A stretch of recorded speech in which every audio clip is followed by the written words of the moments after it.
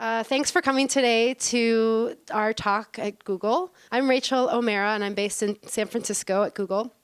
I'm really excited today to bring in Karen Henson Jones. Karen is here to talk today about her spiritual experience and journey with a near-death experience. And I'm really interested to hear some of the things that she's going to share with us today. She has a lot of, in her book, Heart of Miracles, data and scientific evidence that she provides as well from the community and doctors and others who have now supporting evidence that there's a lot more information about near-death experiences that many people now have come forward to share. So Karen is here from Virginia, and she is a graduate of Cornell and the London Business School. So I'm very excited to host Karen today, and we'll host and have her speak. We have a short video in the beginning, and also we'll have question time at the end.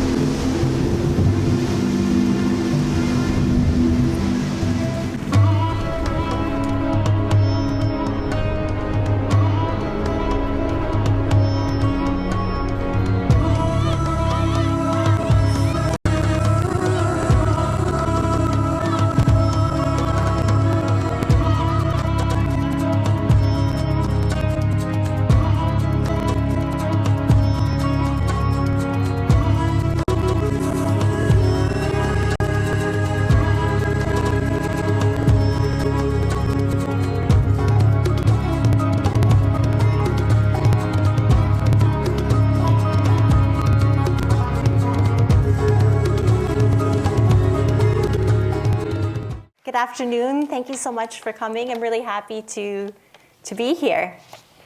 Okay, so you just saw the trailer for the book, and all of those places that you saw in the film, they're all venues of the book.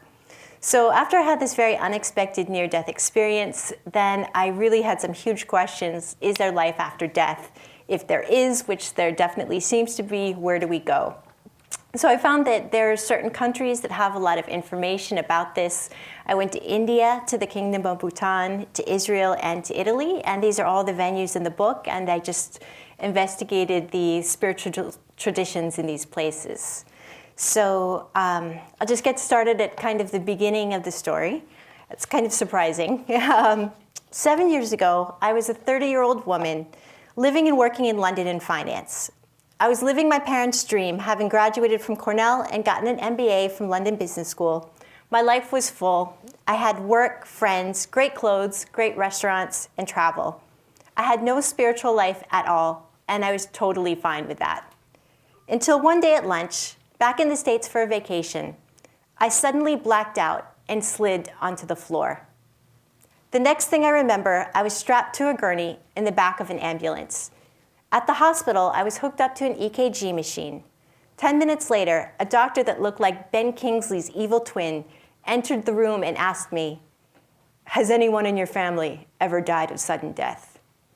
Well, actually, funny you should say that, because just a few days ago, my cousin had died at 27 of unknown causes.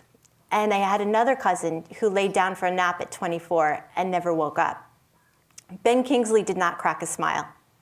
With zero charm and compassion, he informed me that I have what's known as long QT syndrome, which is a type of sudden arrhythmia death syndrome.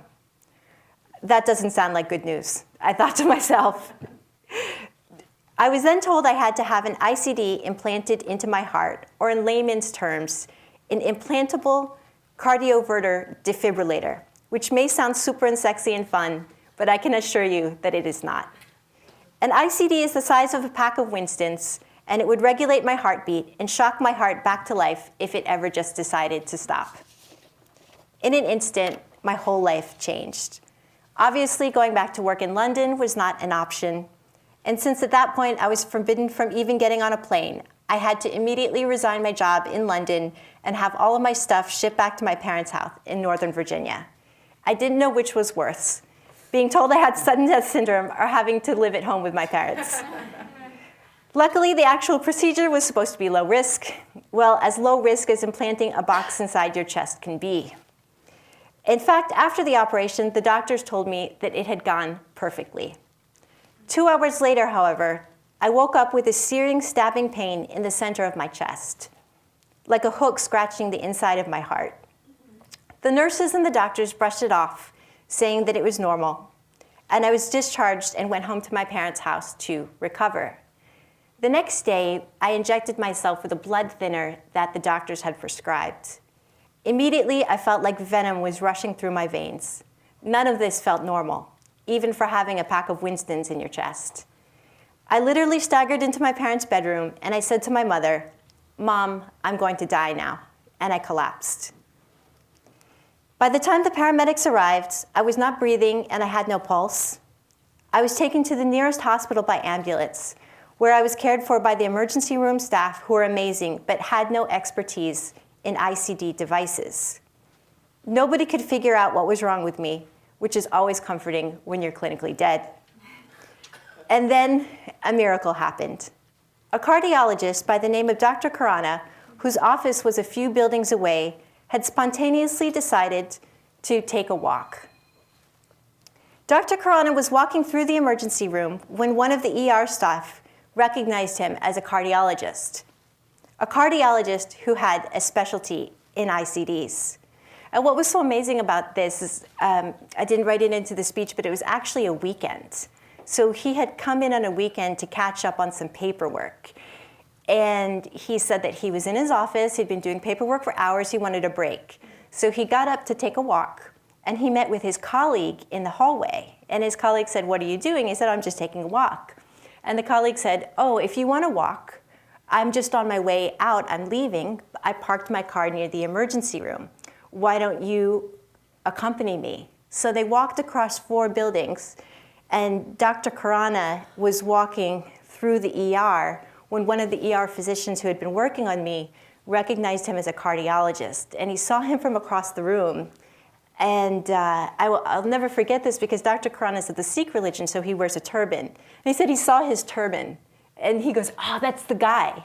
And he grabbed him. So Dr. Khurana was walking through the ER. The ER doctor recognized him, and then he was called in. And it was Dr. Khurana who began the process of intervention that ultimately saved my life. And I don't think that I would be here if Dr. Khurana wasn't there at that moment. So a few days later, I opened my eyes from a coma. I later found out that I had undergone 2 heart surgeries and a lung operation. It was also discovered that the wire from the life-saving defibrillator had pierced my heart and almost killed me. Let me tell you, there is nothing like a medically induced coma to raise existential questions.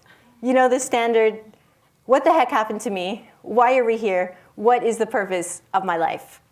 Unfortunately, I didn't have the answer to any of those questions. And for the moment, they had to go into the back of my mind as I had to tackle a whole new reality. The pain I experienced was unbearable. Before I left the hospital, my doctor had cut off my morphine drip, and I begged him for more. "You don't know what that stuff does to your brain," he told me. And so I was discharged from the hospital with nothing more than a bottle of Tylenol 3. My pain increased tenfold when I realized that I was going to have to stay with my parents for the foreseeable future. They actually had to hire assistants to help with my care, since I couldn't dress myself, bathe myself, walk unassisted, or even write my own name on a piece of paper. I was completely debilitated, and any thoughts of a former life had vanished. As had my hot figure, since at this point I had become permanently hunched over in a C shape. I needed calories for my body to repair, and I literally couldn't stop eating. There's so many details in surgery that I never knew about before. I remember somebody came to the hospital and they brought healthy food. They had brought like a vegan kale soup, everything organic, and the nurse shook her head and she said, no, she needs burgers and fries. She needs to eat 3,000 calories a day because the body is repairing itself. So I would just eat and eat and eat and eat. And it was like you're almost like an infant. Like I'd be sleeping for a few hours, then I'd have to wake up and eat. Sleep for a few hours, wake up and eat. And my mom kind of had to get on this schedule. She'd wake up at 1 o'clock in the morning to make hamburgers. So my mom would get up at all hours to make me food, and she always said she was fine, but I knew that the exhaustion and stress were wearing on her. As I detoxed from the drugs, my legs shook and I suffered from severe migraines. I turned the lights off to bathe because I couldn't bear to see my long, extensive scars. Needless to say, I was emotionally starting to lose it. Under all this pain and mess, however, I somehow knew I was saved by a miracle, be it an angel, God, Jesus, some divine presence. The coincidence of Dr. Karana being in the ER at the right moment indicated to me that there was something greater, an organizing intelligence looking out for me. I had started to believe that my survival was too miraculous, that I had lived for a reason, even if I didn't know what that reason was. I'll spare you the details of the next 2 years of my life, and I'll just say that they involved a lot of gut-wrenching physical therapy, a lot of lying down, and depression. I was constantly anxious over the future and angry over the unluckiness of my circumstances. I watched as all of my friends hit the classic milestones: promotions, engagements, and getting jobs at Google. It's true. It was really true. And I felt that I was being left behind for the first time in my life. Anything that my ego had been attached to, my career, my looks, my salary, my athleticism, was either all gone or disappearing fast. I had to face my true self, and without all of those other things, I wasn't sure who that person was. My whole family was also struggling on my behalf for solutions. My father's constant suggestion was to get a job. As what, I wondered? I was a C-shaped invalid. And then one day, my sister called and suggested that I go to a yoga and meditation school in Los Angeles. She had been learning it herself to cope with the situation, and she found it very helpful. Yoga I had practiced before, but meditation, never. My sister told me that I needed to go to this school 40 days in a row to create a shift in my psyche. I was desperate, so I tried it. I flew to LA and signed up. At the center, I still felt so much pain in my body, even though even sitting down was so painful, let alone do the yoga positions. But I just did my best, and I just kept on going every day. Our teacher was a woman named Tej, and Tej means radiance. She really emphasized how important our thoughts are in shaping the kind of human being that we become. Every single thought was imperative in terms of maintaining a positive and graceful personal projection. She was teaching us to focus on the best parts of ourselves and to send those parts out into the world. She spoke about the power of words and their importance. Words are the expressions of our soul, and when we use them, we can decide to elevate others or to put them down. Her point was to make it a conscious choice and to always stay based in love, both for ourselves and for others.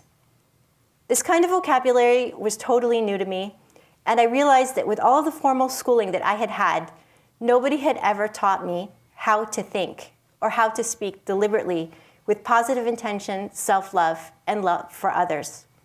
That's what I was learning in these classes. And meditation, the art of mastering our thoughts, was, for me at least, a missing key to a greater level of happiness. After a few days of attending classes, strange things started to happen. I actually felt like I was healing. I cried before going to sleep, but they were tears of joy. And no joke, within 40 days, the color of my scars had faded significantly. I was becoming more mobile. Those mysterious illnesses that I'd been suffering from were failing to appear. Toward the end of my 40 days, the studio owner, a yogi named Gurmukh, who's a traveling diplomat and legend in the yoga world, taught a class and spoke about the importance of service. If you are ever feeling bad or depressed, she said, you just serve or uplift someone around you. She said to find someone who has that same problem you have and help them with it. She said often, you have two hands, serve, you have a heart, love. If you are lonely, pick up the phone and call a lonely person. If you are heartbroken from love, buy flowers for someone who is also heartbroken from love. And then by your action and intention, you are both uplifted. It seemed to make sense to me. After the class, Gurmukh was always swarmed with students, so I decided that the best way to speak to her was to accost her in the bathroom. I hovered by the sink quietly, and when she emerged from the stall, I quickly told her about my surgeries. She put her hand on my arm and asked me, "Did you ever consider that you chose this for yourself? That your soul chose these experiences before that you came to Earth so that you could grow? Could you ever believe that?" My initial reaction was, "Are you kidding me? Do you have any idea what I've been through? Why would I ever choose this?" But somehow the seed of what she had said, that I, my higher self or my soul, may have set this all up for my own growth and learning, felt like it could possibly be true. The day before I left Los Angeles to my parents' home in Virginia, I saw a brochure at the yoga studio for a teacher training course in India. Needless to say, I was terrified of presenting the idea to my parents. They had barely accepted my jaunt to LA, and my father was extremely anxious about me returning to normal life. "Swim back to the mainstream," he kept on telling me, demonstrating a freestyle stroke with his arms. Listening, he would at breakfast, he would do this, "Swim back to the mainstream." So listening to me pray and meditate for hours in my childhood bedroom was not his idea of me getting my life back together. He would complain constantly about my meditating and praying to my mother and my sister. "Don't worry about it," my sister told him. "It's like she's a nun." She said, in another time and place, she'd be revered. And then my dad said to her, "Well, is that supposed to make me feel better? Because it's 2009. So despite his resistance, I knew that I had to go to India, and my father was just going to have to deal with the situation. Now, most of you have probably never been to India. Oh, wait, I'm at Google. How many of you are actually Indian?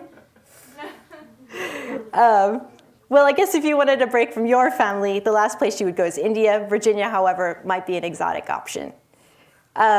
Once in India, I arrived in a town called Rishikesh, which most people know about because it's where the Beatles went to write the White Album.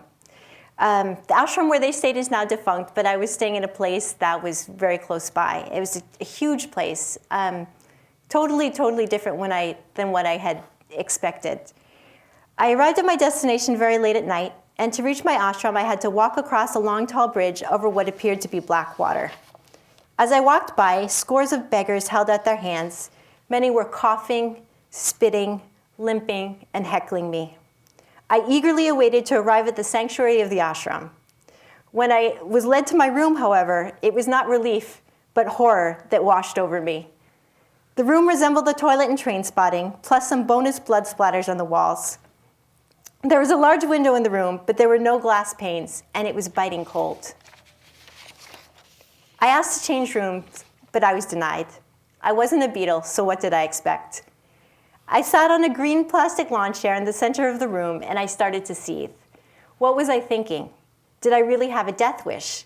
And as I sat there, bewildered at my circumstances, and imagining that Ewan McGregor just might actually come crawling out of the loo at any moment, I thought about the things that I had been studying. The voice of Gurmukh came through. What's the lesson here? What am I being taught? Had my soul chosen this trip so that I could grow? And so I began to repeat to myself, I am lucky, I am lucky, I am lucky. I'm lucky to be alive, I'm lucky to be walking, I'm lucky to be breathing, I'm lucky to have a beating heart. It was a tough sell for my senses, but it was a start. Daily meditations at the ashram began at 3:50 a.m., which I didn't know about before I got there. There is no coffee, which I also didn't know about before I got there. And the food was suitable for an anorexic pleasure center. But all of this deprivation and my forced change in attitude had begun to take hold. Without the comforts or material pleasures that I had been used to and I was so attached to, I had the energy to focus on what was really important there, which was my spiritual growth. And ultimately, the realization that I didn't need much to be happy. And slowly, I began to love everything about my experience. I was no longer consumed by my circumstances, and I decided to focus on the gifts that I was receiving instead of the gifts that I was wanting. One day, we had a lecture by a teacher whose name is Siddhi. Siddhi is a name that means perfection. These yogis all have adopted fantastic names, and I suggest that you pick one for yourself, as it will do wonders for your dating life. Siddhi spoke a lot about the children of Rishikesh. We encountered many every day, and most of whom begged for money. She spoke specifically of a boy that she had met on the street several years before. He was born so contorted that he could only crawl on his hands and knees. He actually, when she started to tell the story, I knew who he was right away, because he actually was very often right outside the ashram. And he would walk on his knees and his hands, and he would wear flip-flops on his hands to protect him from the road. So I knew who he was right away. So when she saw him, she started talking to him, and she expressed concern about his situation. And she said, "Are you okay? Who do you live with?" And he said he didn't have any family and he didn't live with anyone. And so she said to him, "Oh, do you mean that you're alone?" And he told her, "I'm not alone. I am never alone. I am always with God. God is always with me." Her heart went out to this child, and Siddhi arranged to transfer him money and to arrange shelter for him. Thanks to her, he now sleeps in a mattress in a room that she rents for him. She recently had taken to buy him new clothes. After he picked one sweater, he seemed to be done. When she prodded him to get a second sweater, he was completely puzzled. "Why?" he asked. "I already have one." The story moved me instantly. Here I had traveled halfway around the world and spent a mass of money to try and find what this homeless boy already had. The knowingness that we are never truly alone, and satisfaction and gratitude for what we already have in life. Upon returning to Virginia, I realized that as much as I had learned about gratitude, there were still some things that I was yearning for. And so much to my parents' delight, I told them that I was leaving yet again, this time for the kingdom of Bhutan. Why Bhutan, you might be asking? Well, first let me ask, any Bhutanese in the house? Okay, so for those of you who are not familiar, Bhutan is an independent monarchy between India and China, and it's unlike any other place on the planet in that its government measures the happiness of its citizens. So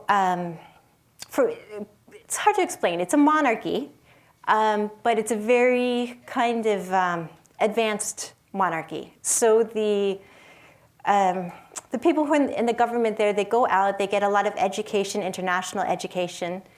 They go to the best schools in the US and in England, and they come back and they take the best of this information and they combine it with their culture, which is very deeply ingrained in Buddhism. So from farming to education, all government policies are based in Buddhist spirituality. Children meditate from a young age, and they repeat positive affirmations in school like, "I am happy." Spiritual well-being is central to the national identity. Every 2 years, the government distributes a happiness survey to its citizens. Questions like, "How many hours a week do you spend in nature?" point to a larger culture of reflection and awareness. Bhutan's social concept of happiness is not material acquisition or competition, but one of contemplation, community, and connection with nature. It's more of a focus on we as opposed to a strong sense of me. It's no surprise that I believe that Bhutan would have some answers as to how to be happy. In Bhutan, I spent my days meditating, and contrary to all medical advice, embarked on a hike high up into the mountains to one of the oldest nunneries in the kingdom. The nuns ranged in age 13 to 84, so I was definitely a prime candidate for them. As I was leaving the nunnery, one of the younger nuns asked me if I had any prayer requests. "Oh yes," I told her. "Please pray for the right husband for me," I said in all earnest. She was flabbergasted. "A husband? A husband? Why would you want a husband?" And I looked at her confused. She stretched out her arms and she said, "Do you think all of this is possible with a husband?" Her reaction was a revelation. I had begun to understand that what really mattered was my happiness in the here and now, in the present moment, and not what any future happiness may be. For whatever reason, I had to walk part of this path alone. I had to find happiness in myself first before it could be found in someone else. And I think that's a really good lesson. Okay, so after Bhutan, I decided to go to another place known for its peacefulness, quietude, and the calm and patient temperament of its people, Israel. All joking aside, Israel is known for its deep spiritual history, and I had very much wanted to go there. Sadly, I don't have time to go into great detail on my many adventures there, from the borderline cavity search conducted by a suspicious Israeli airline officer to a hot Israeli actor who sat next to me on the airplane, but you can read about it in my next book, 50 Shades of Middle East Heat and Procreation. I would like to share with you, however, the journey of my trip to a place in Israel called Mount Meron. So upon arriving in Israel, I headed straight north to the region of Galilee, where I was going to a place, it's a mountain, it's a synagogue actually, which is the burial site of the founders of Kabbalah. So the founders, it was really this one particular rabbi with his son. And in the first century, after criticizing Roman rule, Rabbi Shimon and his son Elazar were driven to hide in a cave near Meron. They lived in this cave for 12 years, surviving only with a carob tree and an underground spring for water. The deprivation is said to have produced a bounty. Rabbi Shimon was inspired to write a sacred mystical text called the Zohar. Zohar means radiance. It's also my new name, by the way. The text of the Zohar illuminates the nature of reality and the path of the soul. It discusses angels and the parallel inner worlds, all the things I never believed in before my journey. But now they were becoming as real to me as the ground that I walked on. Not everybody shared my enthusiasm for Meron. When I told the hotel manager of my itinerary, he laughed at me and he said, "Why do you want to go there? That place is for religious nutjobs who pray for a marriage." And perfect, I thought to myself. And so with this hope in mind, I hopped in my rental car and I headed to Meron. But getting there was not as easy as I had expected. But rest assured, Google Maps did not let me down. And after a few random turns into some military bases, I was led to Shimon and Elazar's tombs. The tombs were surprisingly sunny. A wall divided the women's praying room from the men's. Bookcases lined the walls. Birds flew in and out. Rabbi Shimon's tomb had all the single ladies, so I headed there first. It's kind of a joke because these tombs, they're really interesting. So there are 2 tombs that are in one room, so it's the father and the son, but the women and the men pray separately. So the tombs are the room is divided by a wall, so you kind of get half a tomb. Does that make sense? Okay, so Rabbi Shimon's tomb had all the single ladies, so I headed there first. I put my hands on the tomb, and I started breathing deep and slow. I didn't quite know what to expect. As I put my hands on the tomb, the words of the great Indian prophet Patanjali came to mind. 3 aspects of God: creator, protector, destroyer. That is ecstasy. I understood. We are living the cycle of creation and destruction constantly. The ecstasy is in the renewal, the rebirth. If all things were to remain the same always, if fantasies are the material, never dissolved, we would never have the joy in creating the new.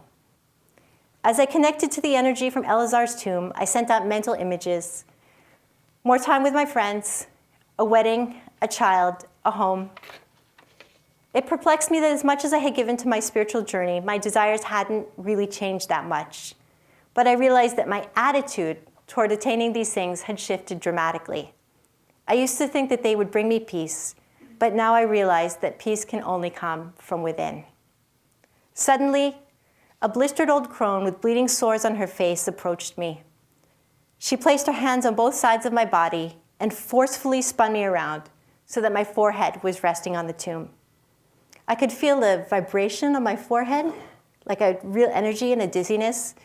I felt energy, and I had visions of myself dying over and over again at different ages. Somehow it was my old self, my ego, that was being laid to rest here on this mountain. After all that I've experienced, I'm convinced now that death is not the end. The journey I am on now, however, is about life. I no longer work in finance. I've taken a different path as an author and a meditation teacher. This life is a gift, and it is up to us to embrace it fully. Bring light to the places in your life where there are ashes. We are all born with the capacity. When you find yourself at a crossroads, follow the path that makes your heart sing, because that is where the true riches will be found. That is my message to you. For all of you here that are not happy at Google, quit now.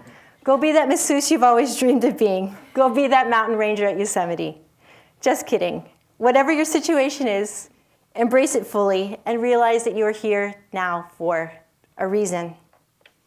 And most importantly, don't listen to your dad when he tells you to swim back to the mainstream. Thanks. Great.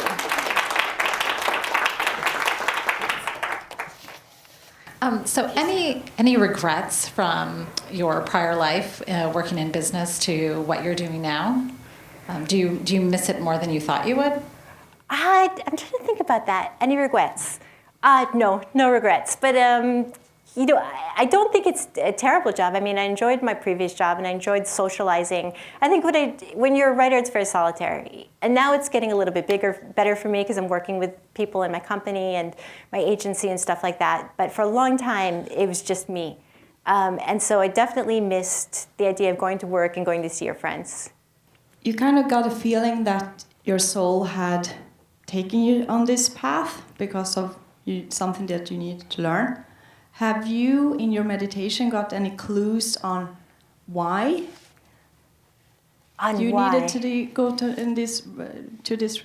this route? Like, have you had any clues of your previous lives that didn't teach you this?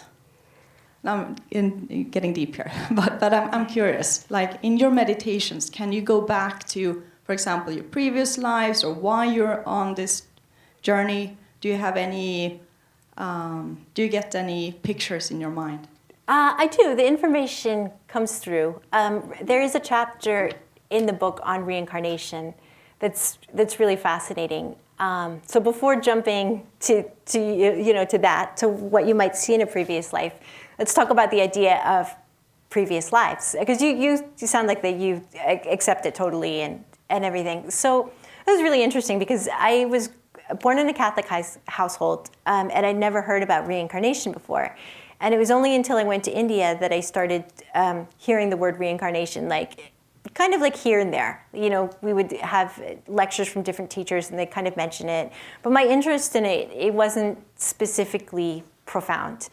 And when I went to Bhutan, they're really focused on happiness, but it's a little bit punitive because one of their focuses on happiness is because they believe that you will reincarnate and that you have to be good so that you will not have a lower reincarnation, if that makes sense. So they're very much this idea that be a good person because you should be a good person, but also because of option B, that if you're not a good person and you come back, you won't have a good life. And I was on the airplane flying to Bhutan, and I was reading the airline magazine, and they said they had a whole article about reincarnation.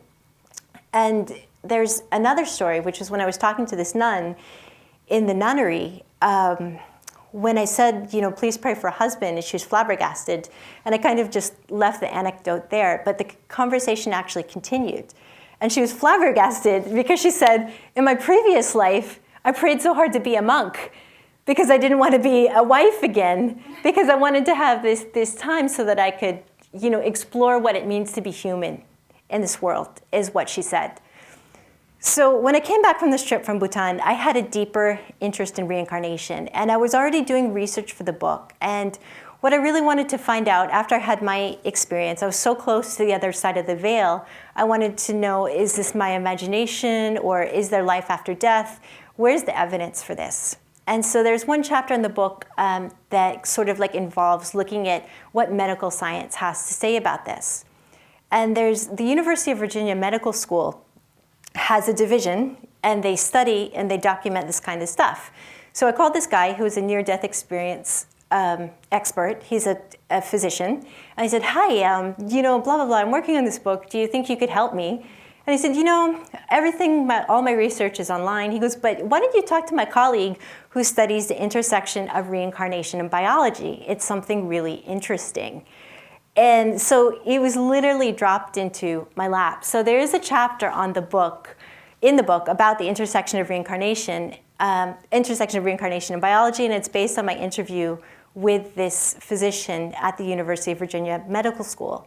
And it's just really, really, really fascinating because what they're doing is they interview children who are born with birth defects that are unexplained from a medical basis. But somehow the children can remember in their past life where this defect came from. So for example, there's a girl with no legs, and she'll say, oh yeah, I got ran over by a train. And they'll just say it totally matter-of-factly, oh, in my previous life, just before I died, ran over by a train. Or somebody who had a deformed ear said that he was shot by somebody that he knew. So they started going out, like a team of doctors would go to Asia, and they would record these stories, and they would interview the children, and then they would take all of kind of like the factoids that the children were offering, and then they would go compare them against history, and they would find out that they were true. So children who were born in one town would give you like extremely detailed descriptions of something that was hours away to a place that they'd never been. So super fascinating, super fascinating stuff. But your original question was what was missing in my previous incarnations that I have to do this now? That's a really good question. I'll have to meditate on that. But it's a lot of challenges. It's a lot of challenges that I've never had before. The challenge of how to use the mind to heal the body. That was a huge learning. The challenge of just living in this, it's kind of like you're in this paradox of you want to live in the here and now because you want to really embrace life so fully as a gift, and you just want to stay extremely present. But when you have this experience, you are reminded that you will die, and you just want to ask yourself, how did I live my life? So it's living in between those two places of living in the here and now with the constant reminder that we're all temporal, and that you really want to not regret and use the time wisely. Is there a particular religion, sect, ideology, or anything that you relate to the most or that you stick to the most now after all that you've been through? And then is there a religion, sect, ideology that you completely dismissed as that's a not really good gonna question. stick by you at all? That's a really good question. I think, I did study a lot of different religions and sects, like going through the different places. And I think that before all of this happened, I wasn't a religious person, I wasn't a spiritual person, I had no interest.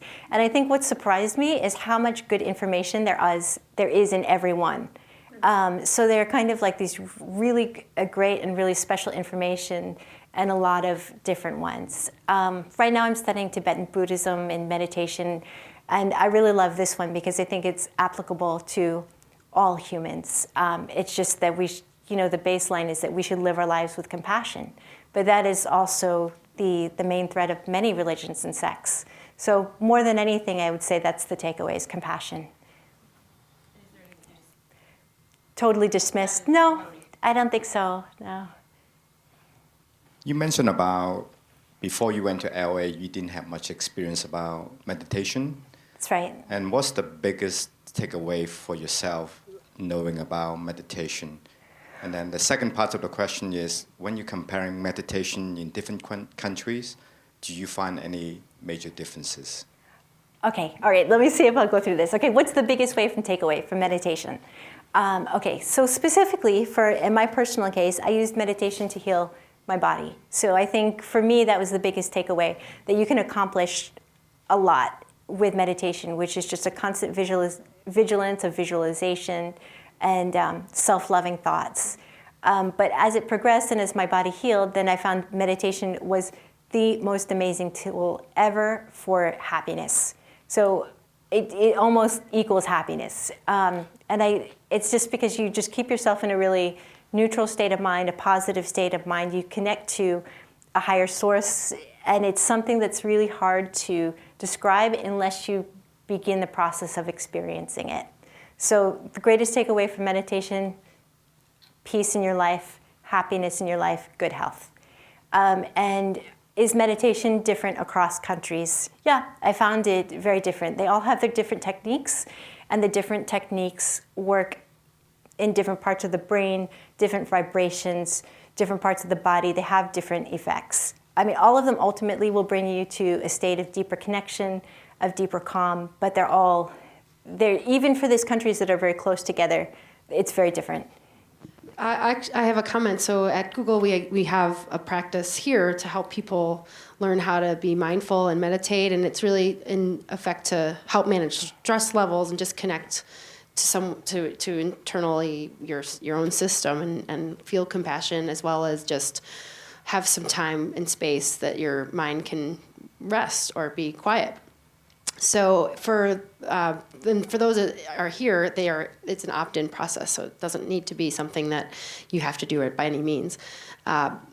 But what would you recommend for people who are interested in this, curious about it, but may not be able to know how to start or do anything, and they don't know if maybe their body's okay, they have no idea, they just know that this is something that is intriguing. What would you recommend? That's a really good question. It's very personal. It's very personal to what you might be attracted to. Chade Meng Tang, who works here at Google, has a book called Search Inside Yourself, and I think it's perfect for this because it's a very good introduction to these concepts and to these ideas. So get Search Inside Yourself. And then I think a great recommendation is for anybody who wants to begin meditation is to try meditating in short periods of time. Like it could be quite challenging, so you can start with 5 minutes a day or 10 minutes a day, but make it regular, or to work with guided meditations. So there are a lot of really good meditation teachers that offer podcasts and things on iTunes, and that's a great way for beginners to start too. Or you could just throw yourself into the fire. You could just go to Bhutan. Go to a monastery. Yeah. Mountain. Yeah. Here first. I was curious if you have any thoughts on why there are many people who can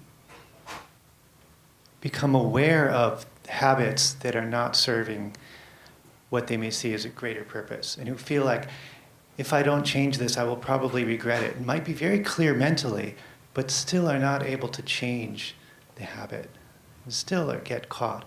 And then other people will have something happen where they are forced to. That's right. That's right. Do you believe that there is actually a reason, that there's actually fate, where some people are forced by fate to face something and take a different step, and other people, it yeah, could I happen or do. could not I do. happen? No, this is so fascinating because this is sort of actually the topic of my next book, because I'm really interested in this idea of fate versus choice. I do think so, and I think that maybe these people where fate really reroutes them are the people who are never going to do it, who are never going to change. Does that make sense? So yeah, I think there are things that are very deeply ingrained in the subconscious. You know, everybody knows, like, I shouldn't eat 5 chocolate bars, but maybe you still do it anyway, right? But why some people and why not others? They might go back to this question, is it really the higher self? Is it really the soul? Is it something that they want so badly that their ego self just won't let them do it, that they get forced? It's a great question. Hi, thank you Hi. for coming. I guess this was less of a question, but more of a comment, because I'm really intrigued by when you mentioned that you had felt that your soul, had picked the lessons that you were going to learn, or the experiences you're going to have in this lifetime to learn certain lessons. And I was just curious if you've ever heard of Sylvia Brown. Yeah, so she's a psychic medium, and I read it years and years ago. She has a book called The Other Side and Back, and she's usually on the Montel Williams show, like back in the day, and she's like a psychic medium who finds people who are dead and things like that. So she wrote a book called The Other Side and Back, and this was the first time I actually heard about this this topic that you're talking about. So it's crazy that several years later you're talking about it. I'm like, wow, I haven't thought about that in a while. But she basically in her book was talking about the fact that we have souls, or like spirits, and before we actually come to this plane, we map out our entire life. So we choose the family, we choose the friends, we choose the experiences that we have, because it's for certain lessons to learn. And she even said that the reason why we experience deja vu is because our souls put checkpoints in our life to make sure that we are reminded that we're on the right path. So like deja vu is just your soul telling you like you're on the right path, you're exactly where you're supposed to be and where you are. So I thought it was just really interesting. So I guess in saying all of that, I wanted to know if you ever heard of her in that book. And then the other part was like, do you, I guess that's similar to some of the other questions, like do you feel like you have a soul that chose all the experiences that you're having in your life to learn certain lessons, and you fundamentally believe that? You know, I'm still working on it. You know, when this, I have heard of Sylvia Browne. There's a very, very funny article in The Guardian. It's a UK newspaper. You can look it up about a guy who was a reporter. So he wanted to see if she was valid or not. And so he signed up for a Sylvia Browne cruise. So it was very funny. You can check it out. So Sylvia Browne, The Guardian. Yeah, do I think that the soul chooses things? More and more I'm believing that it does. Sometimes that there are coincidences that are just so powerful that you can't really, I can't ignore it. So yeah, I do think that. Mm-hmm. So like, I think I'm just really confused by the idea of like having a soul that chooses what you're about to do and stuff. 'Cause like, why would the soul choose to be that poor little boy who's like on the streets in India and like permanently hunched over and just begging for money? Like, I don't understand what kind of lesson that is. And if we say that, oh, it's because like in his previous life he did something wrong, and then I'm like, well, but not so. Does everyone like has reincarnation? Because like the population growth, we started with like a much smaller population. So like some souls will have to be just like come up somewhere, right? Like be created somehow, because we have a much larger population in the world now than before. And then so like when those souls get created, they're just like, okay, I'm gonna choose to be poor. I just don't understand like how that works. Me neither. It was interesting because like when I went to the University of Virginia and I spoke to this guy, Dr. Jim Tucker, and he had written 2 books about past lives, I had assumed that he would be categorically like, yeah, past lives, right? Because he's the one interviewing all these kids. And I said, so I said, so do you think this is what's happening? Are we all reincarnating? And he said, not necessarily. He says, I think for these particular children that I interviewed, it might be a very good explanation for what's going on. And he said, but is reincarnation totally universal? He's like, I don't know. And it was really mind-blowing to me because I was either thinking we are reincarnating or we're not. But it might not necessarily be the case. I mean, I think it's just all such a huge mystery, and we get more glimpses of possibilities, but it's always a mystery. And something that he said at the end of our conversation together that I didn't put in the book, and when you talked about deja vu, he said, would you ever believe that you could reincarnate and be the same identity? So could you ever come back and be yourself again and make different choices? Too much. Yeah, too much. Yeah, still on past lives, still stuck on past lives. Yeah, but if you look at the contribution of this boy who is in India, would you ever have thought that he's made it here to Palo Alto on a video that's going to be broadcast potentially around the planet with the lessons and the beauty that he has to share? So maybe that could be his purpose. Great, thanks. And I know we could probably sit here for a while and keep asking questions, but we do have to wrap up. But if people have more questions for you out there or at Google, where would they go to continue the conversation? I have a website that has a lot of questions and answers, a lot of information, a lot of links to more information. It's www.karenhensonjones.com, Karen. So check it out. Thank you so much. Great, thanks, Karen. All right.